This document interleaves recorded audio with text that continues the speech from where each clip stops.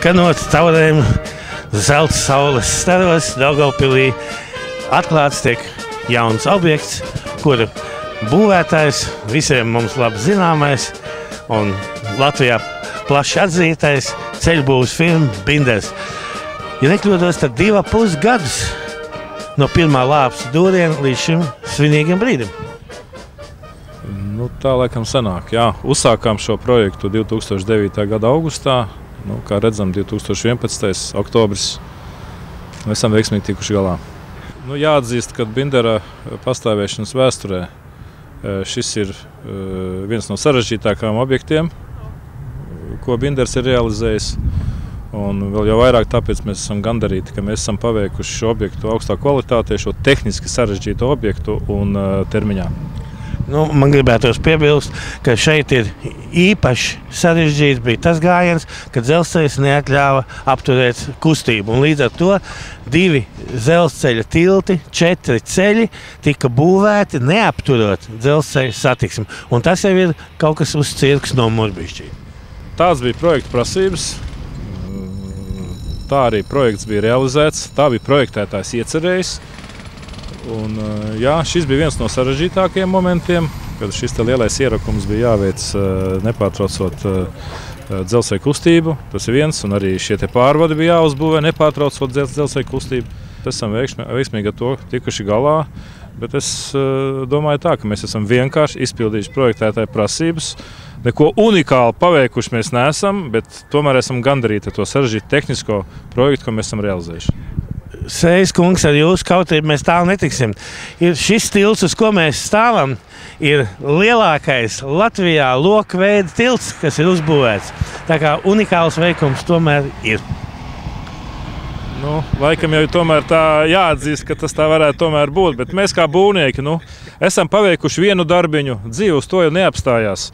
Lūkojamies nākotnē un lūkojamies pēc jauniem darbiņiem, piedalāmies konkursos. Tā kā, esam gandarīti, ka esam kaut ko paveikuši, bet ar to jau dzīve neapstājas.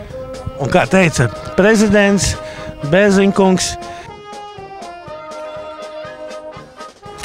agrāk braucot par Eiropu un vērtējot, kā viņi tur rīkojās un kāpēc tas notiek, man radās tāda skaidra sajūta, ka tāpat arī jāizskatās pie mums. Braucot uz Daugavpili, es tiešām nevarēju iedomāties, ka jūs to jau realizējat praktiski. Un šis ir tiešām, kā domas priekšsēdētāji teica, ceļš no Eiropas un Latvijas uz austrumiem, te viņš ir jau dabā. Un ka tas ir pirmais, un tiešām man prieks, ka Eiropas naudu izmanto šādā veidā. Te man šķiet var visā Latvijā pamācīties, ka te tomēr radīts kaut kas tiek ne tikai priekš šā laika, bet arī priekš nākotnes. Tad vērts to darīt, jo tas būs labums visiem.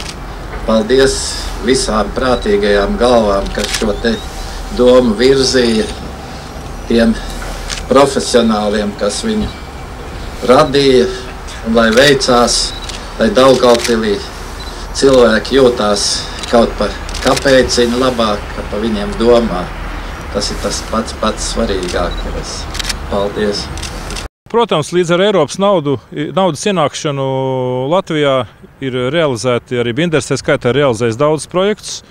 Un, protams, šeit ir gan Eiropas kvalitātei jābūt, un teiksim, ceļi vai tilti būvēti pielietojot Eiropas normas, Eiropas prasības. Redzam, ka arī projektētāji ļoti pacentušies, kopskats ir ļoti labs. Un šī būve ļoti labi iedarās kopējā ainavā. Protams, ka viņi atrisina daudzas infrastruktūras problēmas, kas Daugavpilī līdz šim bija. Es pat gribētu teikt, bija jau 50 gadus. Jā, mēs jau redzam vēl no padomju laika šeit sijas guļ tur, kuras savā laikā jau šis projekts bija kādreiz plānots realizēt. Redziet, pagājis cik daudz laika, kamēr tas ir izdarīts. Jā, ļoti labi, vai mēs esam gandarīti, ka tieši mēs esam to izdarījuši. Jā. Katrā gadījumā tie milzīgie sastrēgumi pilsētas centrā uz pārbrauktuvēm. Arī starp citu jāpiebilst, ka šie divi apļi, kas ir apakšā caurbrauktuvas daļā, tāpat šī tilts uz Veco Perma Maikas rajonu, kas ir pilnīgi nebijis. Un Daugavpilī ir pēkšņi normalizēsies satiksme, var teikt, ar vienu rokas mājienu. Jā, bet te ir jāatzīmē, kad realizēt šo projektu mēs esam saskārojušies ar tādu ļoti lielu izpratni no pasūtītāja puses, ar ļoti lielu izpratni, līdzdalību un tādu operatīvu problēmu risināšanā ļoti liels atbalsts mums bija. Es gan gribētu atzīmēt, ka tas ir viens no nedaudzajiem objektiem, kur mums pasūtītājs Daugavpils doma ļoti palīdzēja un ļoti atzinīgi. Mēs esam viņiem par šo palīdzību, jo daudzas problēmas, tehniskas, būtiskas, kas saistīts ar iedzīvotāju neērtībām, transporta neērtībām, mums palīdzēja risināt tieši vietējā vadība. Es domāju, ka nebūtu lieki šī reizē uzskaitīt un es teiktu pat palielīties, palapoties ar to, cik šis objekts liels, dārgs, cik Eiropas naudas, cik tilti.